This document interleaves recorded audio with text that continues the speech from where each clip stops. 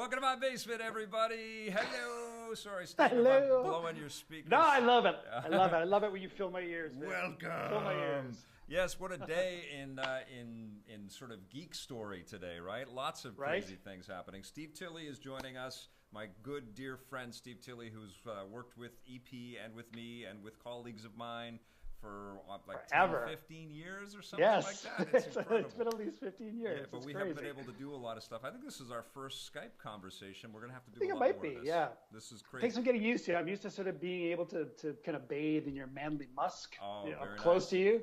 Making it weird right at the beginning. This is what we love. This is great. Right from the get-go. No, but I've been finding these Skype and Google Hangout interviews have been really productive and fun and cool, and it's allowed us to connect with lots of people pretty quickly and efficiently. Thank you, by the way, because I know that you are in New York City.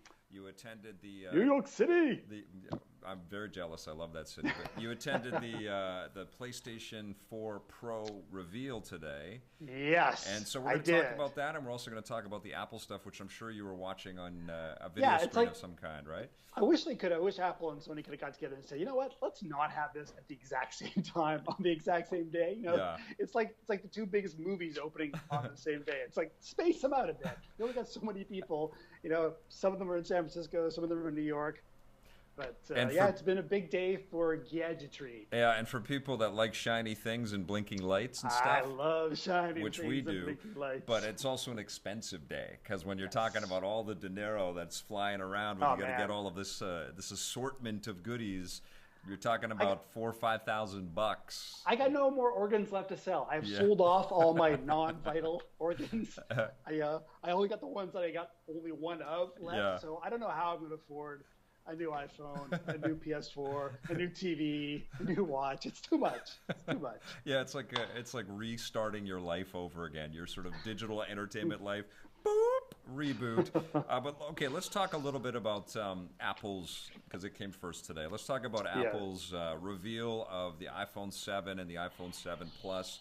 Not a lot of surprise. Not a lot of surprise. All the leaks were pretty accurate, right? Yeah, I mean, it's really hard to be surprised by this stuff anymore because everything is leaked out. You know, the manufacturers have access to the accessory manufacturers have access to specs. Yep.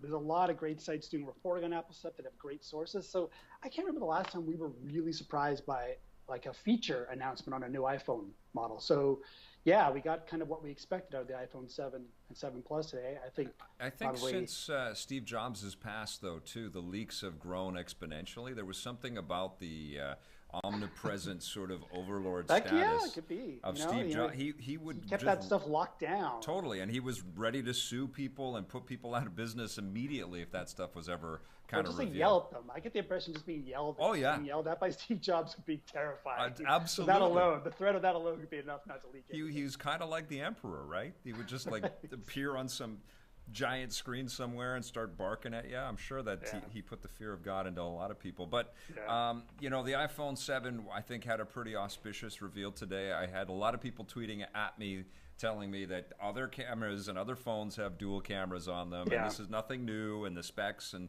it's not that powerful. And all of that is accurate because there is tons of hardware out there that is equally proficient or as powerful. I recently reviewed the Note 7 and love that phone, except for now it's blowing up. Didn't explode on you? And I feel terrible for Samsung because they've built a great device. I know. And this would be a fun week to, or a fun few weeks to kind of compare everything. But of course, I, like, as a reviewer and tons of consumers out there have had to bring their Note 7s back, and I don't know if there's a supply reissue. I just heard too that Samsung has 15,000 tons of stuff that were headed to stores for the holidays, stuck on ships. What is this costing them? What is this going to cost them in the end run? I can't even imagine what that's going to add up to. I don't know. Like, I feel terrible because they're making excellent things, and I think there are excellent alternatives to the iPhone, but they're not iPhone. That's what Apple does, though. Apple waits until somebody else kind of perfects these features or puts them out there and gauges the consumer's reaction to them, and then says, okay, this is working. This is all the bumps been smoothed out in this particular technology, this particular feature set. Yeah. Now let's throw it in the iPhone. And And Apple does it in a way that it works really well. It always works really well. That's the thing you're going to always count on with Apple is once the featers make it to the iPhone, for the most part, they are going to work really well, flawlessly. Yes. No thought required. But yeah, I'm trying to remember the last time that I felt like, I love the iPhone. I love the iOS family of products, but I can't remember the last time I was really surprised or really energized by something they announced.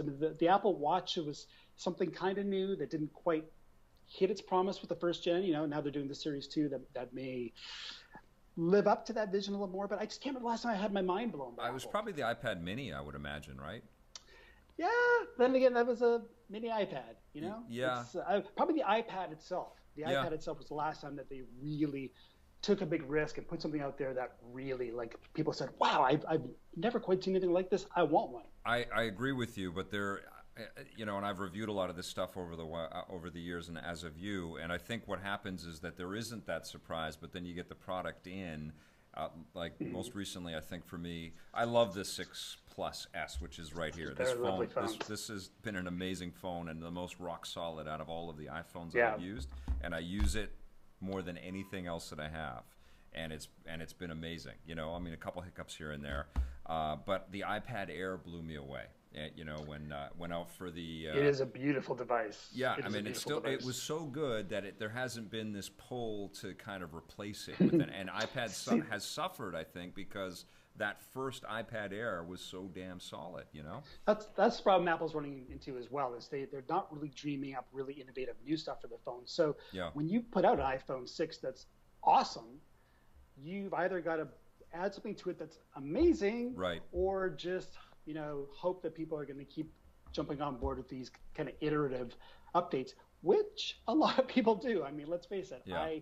I don't need an iPhone 7, but I want one. Yeah. And I'm sure a lot of other people feel the same way. And I know that there's a faction of people who, call people like me or maybe like you, we're sheep. We're hypnotized or by Apple apologists or whatever. Yeah.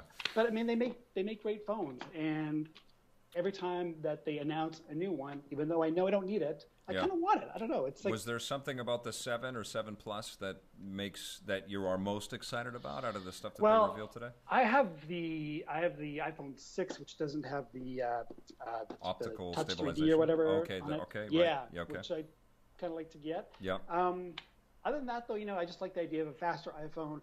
The better battery life would be a huge selling point right now because I have a lot of almost like problems now with my iPhone battery. It just seems to lose its juice so quickly. Been a year. The clock sort of moves towards when that announcement is happening. Steve, okay? I got some time, Hey, there's a new one out there. You should check it out. It's like it's jumping off a cliff and there's another one coming. I know that they've got more functionality with the home button. It's got that taptic thing. We knew that the lack of the headphone jack was coming. That's been half of me feels like Apple's been letting that leak out. Yeah, probably to let all of the hate kind of simmer a bit. Exactly. Right, and then today the way, it's totally revealed. How do you feel about these Air? What are they? Are they AirBuds? AirPods? What do you think about the AirPods? The wireless ones? Yeah, what are they? $130 or something like that? 160 US. So they'll be $200 Canadian. Yeah. Okay. I love the idea of purely wireless earbuds if the sound quality is good. I like the idea that they sense when they're taken out of your ears so that the battery doesn't run down. Yeah. I would have one of those things for a week before I lost one, or it fell in the toilet, or it just went missing. I can't be trusted with like tiny things that expensive. It's time to have sunglasses that have little flip down things, like these, there you go. Right? Like sunglasses are so expensive as well. So like, and we all lose them or break them. So why not put that into one device that costs $250 or something like that? That's slick. Steve Jobs is gone. You just got to step in and take his place, man. Okay, I'll do it. Yeah. But I think we are seeing, even though we knew it was coming, we are seeing some backlash against the removal of the headphone jack. Oh yeah. Including headphones with the iPhone is that's good. Including the dongle, the adapter with the iPhone, that's good. Yep. But I just like people say, oh yeah, well they took the CD-ROM out of the iMac and because they saw where things were going. But this is different. This is a proprietary Apple connector. This is not necessarily going to replace all headphone jacks in the world the way that all computers no longer had optical media. And even the earbuds that Apple has aren't as universal as they should be either. Like, you can't plug them into an Xbox One or PlayStation 4 and just start streaming with them. I've tried. You can configure stuff out so you can hear things, but the microphone doesn't work. And it's because they've got their own proprietary way, which is fine if you've got the iPhone, but it is a bit of an annoyance. And now they've taken it to another step where, you know, this thing probably won't work with any other non-Apple devices. Of course, unless the other devices license the Lightning technology from Apple. You know, I totally see where they're coming from. I totally see the kind of evil genius behind this plan. Yeah. I mean, on the one hand, I mean, does it make the phone thinner? Great. Is it a better connection, like a better connector? Yeah, great. But I just don't. Maybe a year or two from now, when we get to the iPhone 8, the iPhone 9, this will be a non-issue. Maybe we'll all be using Lightning headphones. Yes. But I don't know. It just feels like it's being. Apple knows how many people are in the iPhone ecosystem, and it's just saying, okay, if you want to keep playing along, you got to move to the standard. And it just feels a bit. They got to come up with other profit centers for sure. But I think what's going to happen is wealthy people with some money to spend will be spending that $200 on earphones or what are the AirPods? AirPods, and they're going to be so visible when they're walking around with these two little white earrings popping out of their ears. And if I'm ready for the stories of people losing them, and the replacement costs are going to be ridiculous. They're probably going to be, I don't know, just that, and people getting beat up and robbed because they're going to have them. Because they've got $200 worth of hardware that's easily plucked out of their ears. You know, that's a target. I also heard someone pointed out that they now added stereo speakers. The iPhone's got 2 speakers now, stereo speakers. That is just going to encourage those douche nuggets on the bus and the subway to start blasting their music from their phone. Right. Like, everybody hates you. Don't ever do that. Little do the right thing or say anything. Like, oh yeah, now my phone's even louder. I can know you even more effectively on public transit. No. Well, the reason why I'm psyched, and I tweeted about this, is fully the camera. I've been using the iPhone 6 Plus camera like crazy this year, shooting tons of stuff that has made it into our content, but also just, family stuff. Like the thing that blew my mind, and the reason why I started to realize that this could be an incredibly versatile tool, and I did compare it against the Note 7 camera, and I love the video quality of the Note 7, but moving it, that's where it kind of shows off. Like the optical stabilization in this, when you're chasing a kid around, which I happen to have one, I have a reference model. I can. You have a kid? Yeah, I can chase her around, and she's so damn fast. But I can move and kind of have stable shots. And the minute I saw some of that video and put it up on the computer and looked at the quality, I was like, this is damn impressive. And now it looks like Apple, they're saying that they're not trying to take out the DSLR market, but they're edging so close to camera ubiquity that pretty soon we're not going to bother picking up another camera. We're not going to take another camera out with us. It is. This is the primary camera. When I went on vacation to BC for a couple of weeks recently, and I thought, should I bring my my DSLR? Should I bring my big camera? And you know what? I actually did. Yeah. It didn't leave the bag the entire time I was there. I shot everything on my phone because the this is just the iPhone 6. It doesn't have the. I don't think this one has the optical image stabilization. No, but it'll take great photos for sure. Yeah, it takes great photos. It takes a nice, slick 60 frame per second video. Yeah, so anything that makes this more a better camera, a better video camera, a better still camera is a good thing. But we expected that. I mean, it would be a news story if Apple released a new iPhone that did not have a better camera or did not have a faster processor. Well, it's like every year it's like our fastest iPhone yet, our best iPhone yet. Well, of course it is. Yeah. Of course it is. How's it not going to be? It's so disingenuous. Yeah, I think it was kind of an underwhelming reveal for the iPhone. I mean, it's got some cool stuff. I'm super psyched to get one and to play around with it and to see the speed of everything. But, I think one of the things that they do every time that they reveal this, or any of the smartphones, quite frankly, is they talk about the processing power and the graphic horsepower and all that stuff. And then the real world applications that you enjoy with this stuff are so simplified, especially in the gaming front. Those leaps and bounds in terms of fidelity aren't really happening. I mean, I would say that they're happening with maybe some of that camera tech, but even that is kind of iterative. I think we'll see what happens now with 2 cameras and telephoto and depth of field and all that. I'm excited to play with all that stuff, especially if there is some video technology that is employed with that. So suddenly you can do some cool depth of field video tricks. That'll be cool.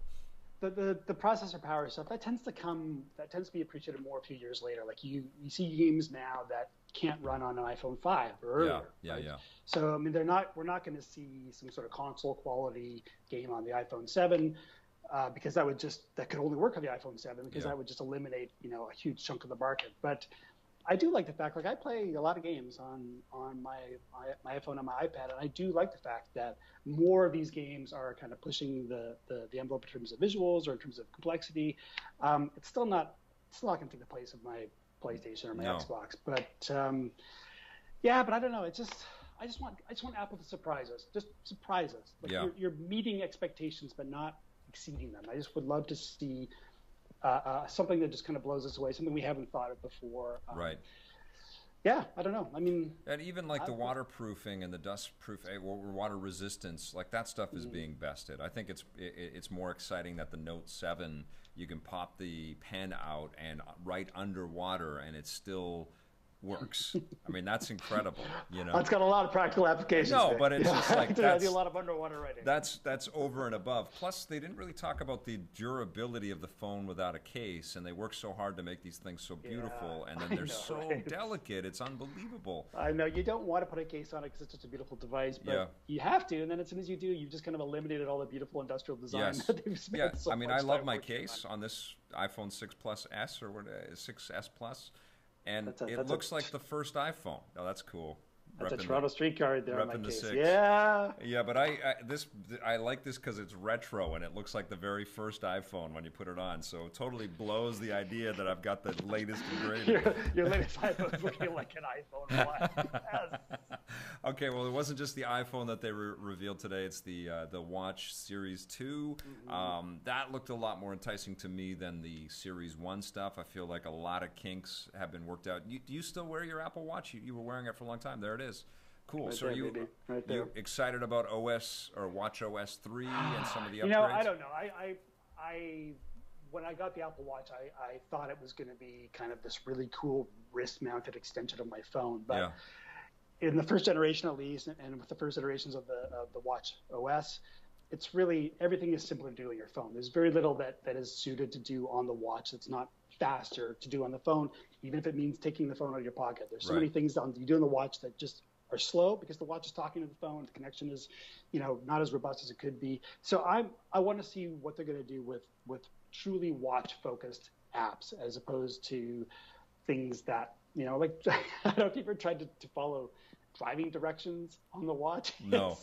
I watched some guy try to use the watch for his airplane ticket, and he was just struggling and trying to put it on the thing and scan it, and the line was getting bigger, and he was just sweating, and it just wasn't working. Then he finally took out the phone and just put the phone on the thing. There. See, that's the Apple Watch experience. I do like it for Apple Pay. I do love going to the self-checkout at the local Loblaws by my place, and then when it comes time to instead of using a debit card, I'm just like, click on the scanner. Boom. Nerd alert!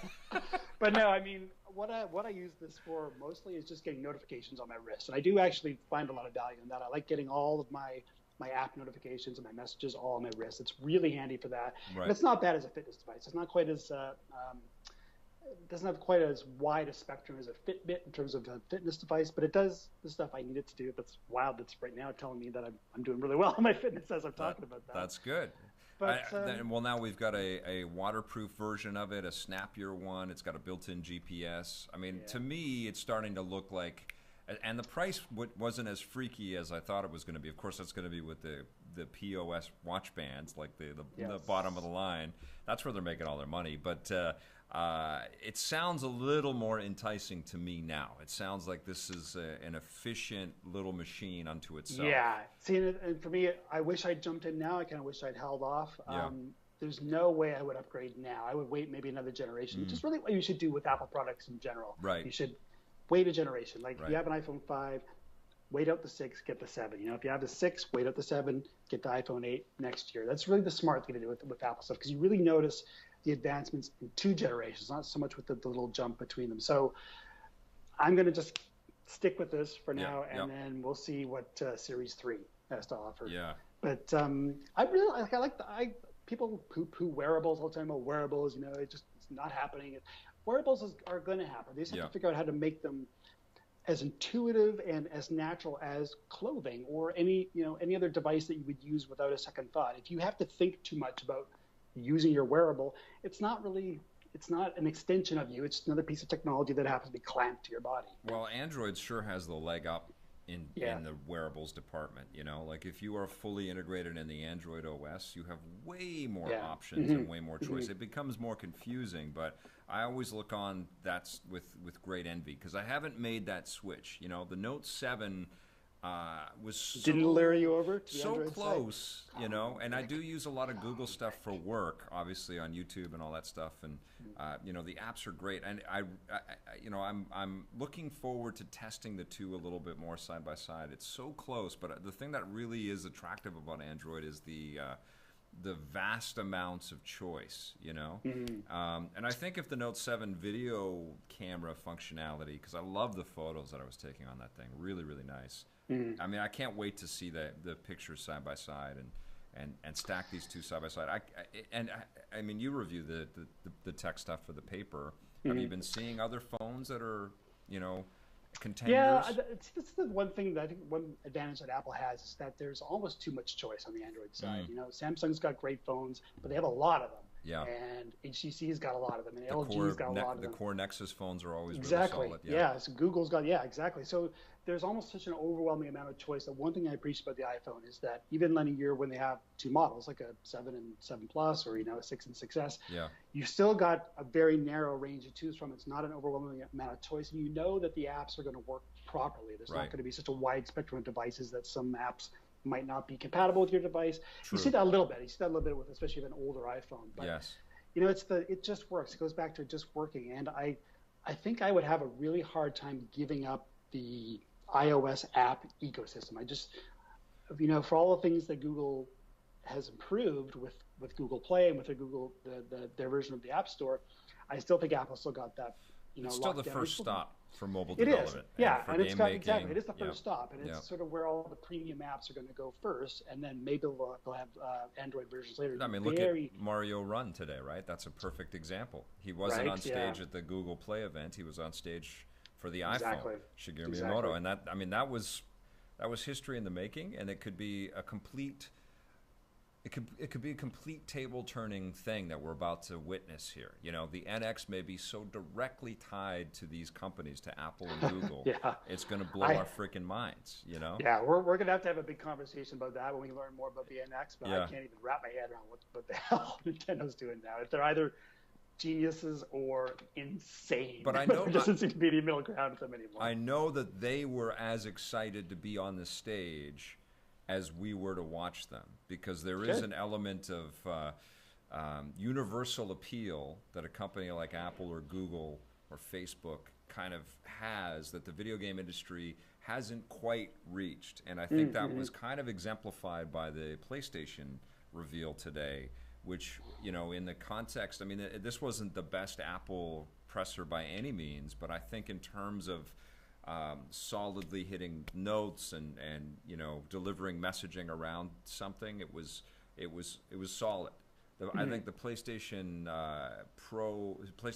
4 Pro was okay. You know, it didn't come anywhere close to what they did at E3 or even close to the sort of early stuff around the PlayStation 4. And I think I wrote about the Pro for the Sun for my papers.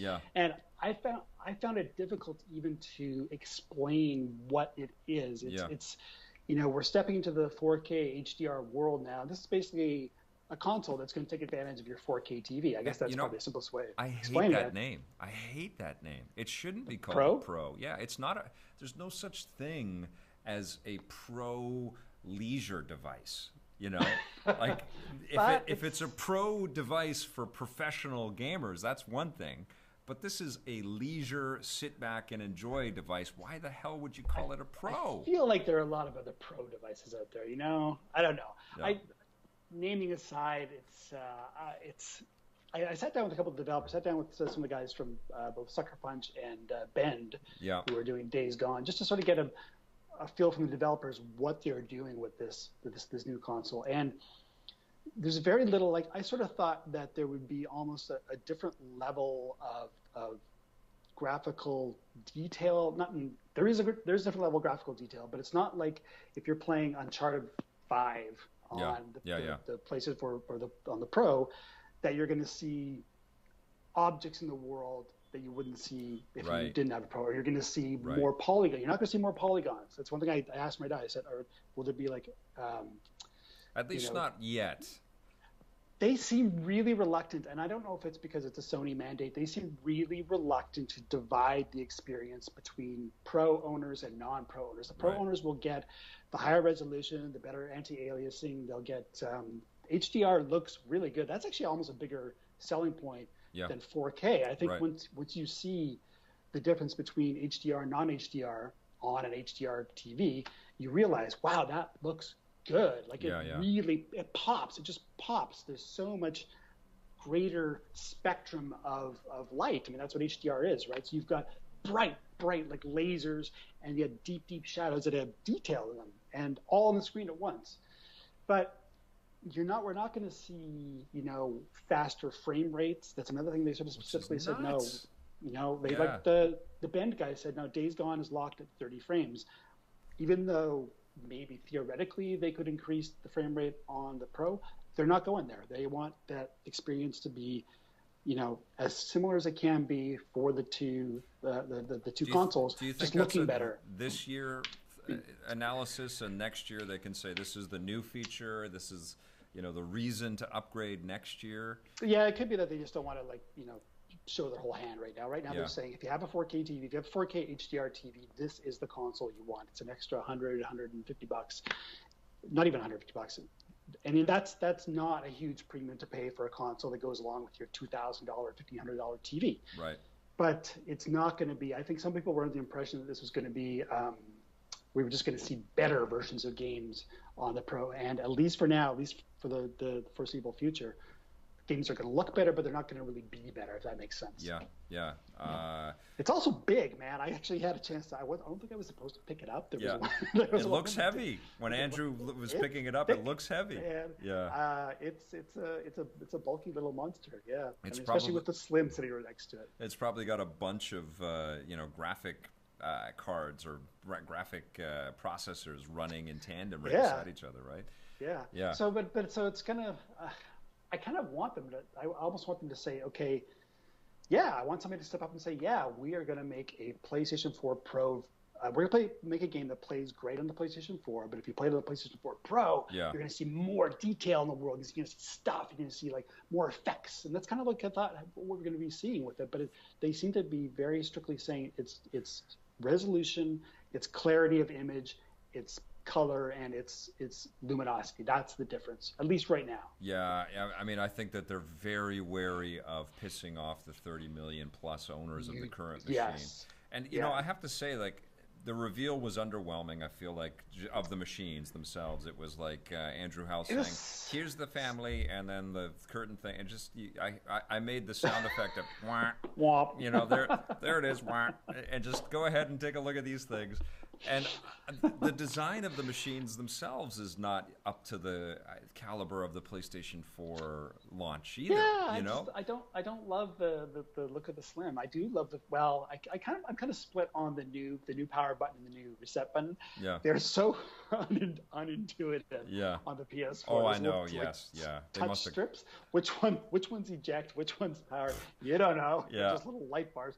But once you figure it out, you kind of feel it. They feel really high tech. Now it's just got a button. A button that has a little power symbol on it. And a button that says eject. So that's way more straightforward. They look like one's like a grilled cheese sandwich, or one's like a cheeseburger, and one's a Big Mac. Like they don't look like these elegant, sleek from the future slanted PlayStation 4s like we got with the initial launch. I'm surprised. I'm shocked. That's one thing I think Microsoft did really well with the Xbox One S. Yes. The Xbox One is a big, freaking ugly piece of black junk. Yes, with occupies this massive spot. And the One S, it looks like something that a stormtrooper would have on his Star Destroyer. Right? It's like this thin, sleek, white. It's got quiet, just much better design. Yeah. I really like the look of the 1S a lot, it's and a I don't total love the look. flip-flop in a way, right? Yeah. That's what I was noticing as well. I mean, I haven't seen it, I haven't touched it. Did you get to play any games on the PS4 Pro? Did you get your hands on it? Yeah. And okay, so like For Honor, for instance, the Ubisoft the sword fighting games come out. One thing I really noticed, again, these games are playing on like 65, 75-inch, top-of-the-line Bravia 4K HDR screens, right? So they're going to look amazing no matter what. Yeah. But I noticed that with For Honor, especially, when you're looking at the guys in the distance, the soldiers in the distance, you can see them. You can actually see that's a guy. That's not like a blob of pixels. It's a little man running around in the distance. That's cool. So you me definitely want have it right that clarity. Yeah, you have the clarity. And on Uncharted 4, they had a demo where they were switching back and forth between HDR and non-HDR. That's such HDR, a beautiful game. How does it look in 4K? Oh, did they up no, 4K and HDR. And this looks weirdly better. Like the detail in the sand, the shadows in the sand really pop out. Wow. Some of the underwater stuff, like the light coming from above and underwater. When it goes back and forth between HDR and non-HDR, the non-HDR looks so washed out. Right. And you see that, and you're like, how could I ever think this looked amazing? And, how could I ever think that this was, these colors were amazing? You were totally selling me on this right now, Steve. There's like a meter inside of me going, oh my God, want. Oh my God, that's so cool. Were you blown away? The thing is also, I feel like if they did spin I notice I'm losing the light here, by the way. The sun's going down it's nighttime in New York, yeah. So it's getting dark. No, you look great. Thanks. So I noticed that, but the thing is, I feel like if they just trotted out the regular PS4 on one of these giant sweet Bravias and said this is the Pro, I'd be like, yeah, it looks better. You're right. There's definitely a lot of the power oh my God. on there. Like the one thing where I really noticed is I was playing Deus Ex: Mankind Divided. Like I've dropped many hours in that game. So that's something like I've been looking at that game a lot. And when I looked at it on the 4K HDR, and that's all it is. It's just upscale. It's just a better resolution and a better light gamut. Yeah. It does look better. Like I look at that and say that looks noticeably better than what I've been playing on my lowly 1080p TV at home. Yeah. Definitely. Yeah. But I'm really curious to see how it's going to do. I think that you've now got two choices with the PlayStation family. You've got the cheap model, or you've got the premium model. And I'm really curious to see how many people are going to jump into the premium model side. I'm curious to see how many gamers value that enough to actually shell out the extra 100, 120, 140 bucks, whatever it is. Yeah, I mean, it's a killer machine, the PlayStation 4. Sony really nailed it. Like they have earned that sort of sales position with the elegance of their console and the software lineup, and so it's interesting that there are still lots of people out there that have been waiting, and now they get to dive in, and there's going to be this huge, robust back catalog and all of this new 4K gaming, and like this is these machines, the Xbox One S and the Pro. I want to call it the Neo. I feel like the Neo is such a much cooler name. The guys who both Sucker Punch and Bend both accidentally referred to it as Neo in conversation. That's what we've been calling it for the past, however many months it's been. It's a way better name than Pro, but I feel like they are going to be the best things that's ever happened to the 4K television industry. Like they're going to sell many 4K TVs. As I said today, they're talking so much about 4K TVs and HDR. You'd almost think Sony sold TVs. Oh wait, Yeah, it's kind of a weird sort of almost. I mean, it's a great. I don't want to say synergy, but it's a great thing for Sony. They sell these TVs and they're not cheap.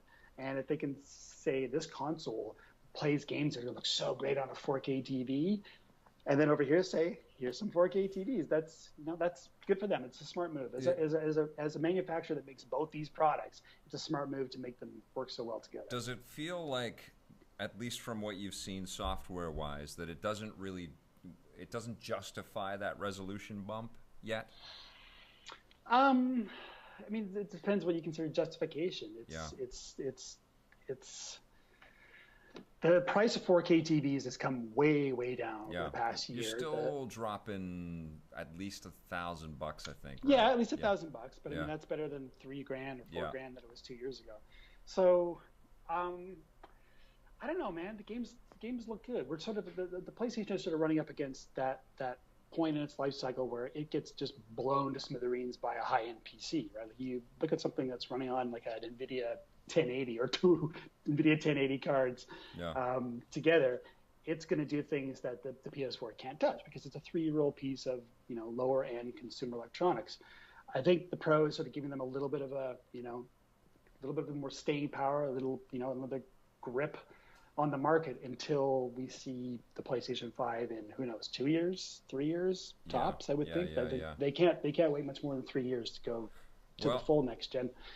But it's all getting so confusing now because what's the next generation? I feel like they Xbox have Scorpio coming up, and is that's fully backwards compatible? It's going to play the same games as the Xbox One, but somehow be like completely next gen. I don't get it. I think that they're opening the door to yearly console changes. I think they're doing it. I mean, they're looking at Apple and going, "Oh my God, these guys sell virtually the same technology every year." Look what we just talked about with the iPhone 7 with tweaks and iterative improvements. Why can't we do that?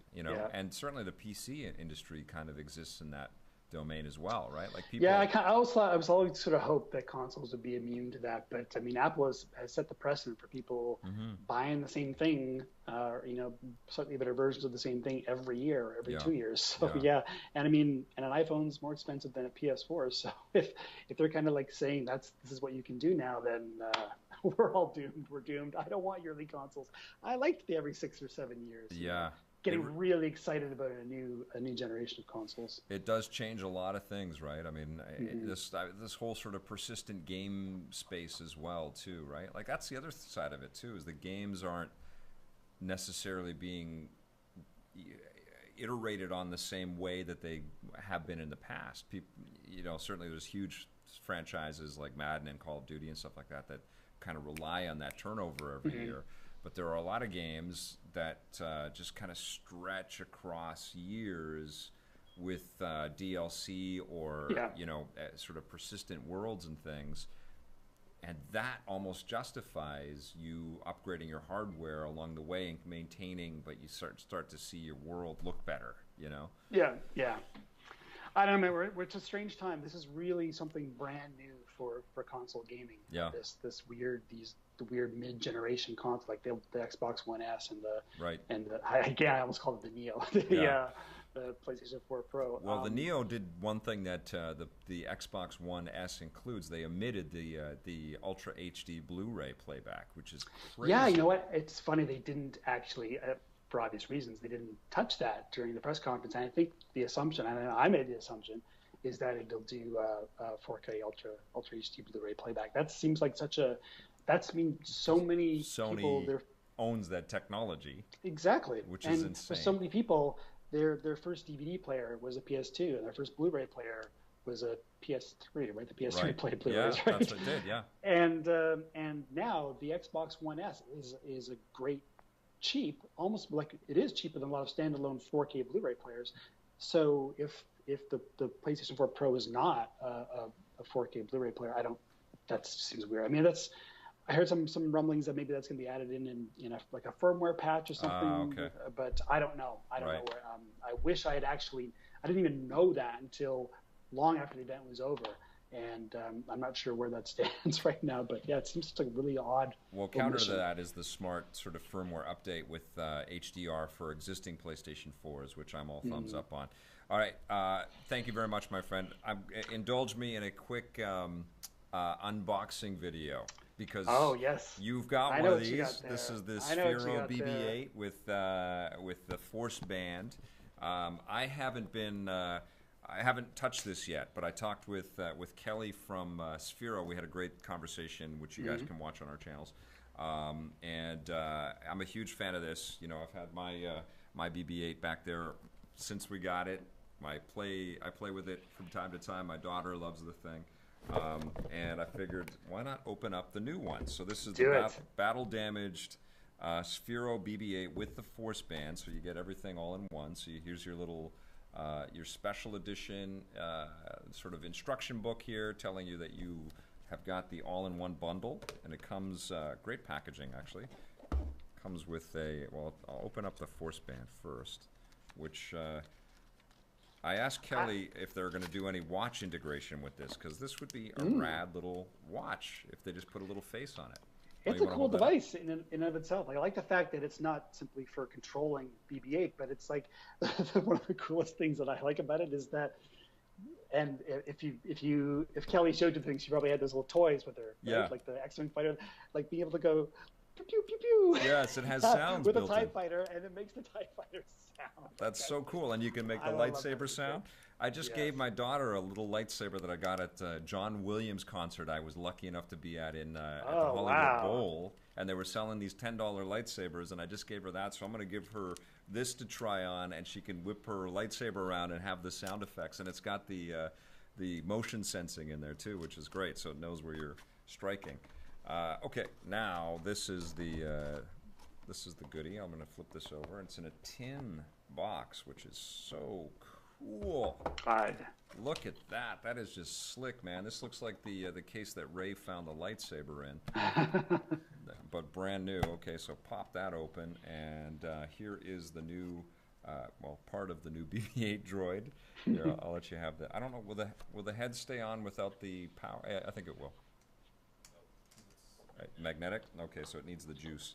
So, one cool little bit of BB-8 Sphero trivia is that when they made the first one, they had the movie wasn't out yet, right? So they were working from the specs and designs from Lucasfilm, not really knowing how BB-8 was going to look in the final product. So now after the movie came out, they're like, our BB-8 is it's too shiny, it's too clean. Yeah. The BB-8 in the film, he's got a lot of Jakku sand all over him. He's all scuffed up. So they've made this BB-8 look very much like the BB-8 that we've seen. It's got a matte finish. It's got all the little scuff marks. I love it. We already dropped his head. I love this freaking character. I was at Disneyland earlier this year, and this was the only thing I wanted to walk away with was this thing that has become my co-host on Vic's Basement.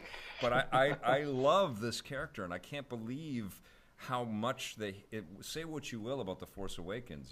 They've got a lot of safe choices in there. I get it, but this was not a safe choice, and boy did they hit a home run with this creation. They created something that immediately connects with your heart, and I think saved Sphero in a lot of ways. It definitely escalated the business to a whole other stratosphere.